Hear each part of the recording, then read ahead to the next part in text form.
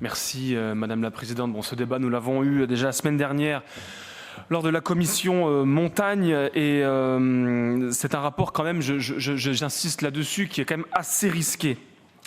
D'abord parce que nos gouvernements ont abandonné, et ça ne date pas d'hier, hein, évidemment, toute vision d'un État stratège, ça a été dit par Le Caillon, qui viendrait en soutien d'une entreprise, de société, dans des sujets majeurs, en tout cas dans leur domaine.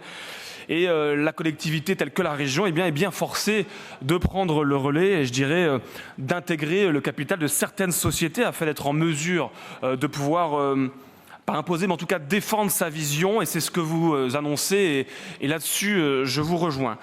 Cela étant dit, je le disais, le rapport n'est pas rassurant parce que moi, j'ai jamais vu, hein, à part chez les pieds nickelés, une participation dans une société d'1% pour 1 000 € en s'engageant sur 9 à 13 millions d'euros, et ça a été dit également, à peu près 25%. Parce que le véritable problème, il réside en cela, parce qu'il n'apparaît aucune garantie, que ce soit dans le rapport ou dans l'analyse du cabinet, hein, d'ailleurs. Et la rétrocession dont vous nous avez fait part en commission de ces parts, eh bien, en fait, il repose uniquement sur un accord verbal. Voilà. Et donc, devant toutes ces incertitudes, le groupe Rassemblement national s'abstiendra sur ce rapport. Je vous remercie. Merci beaucoup.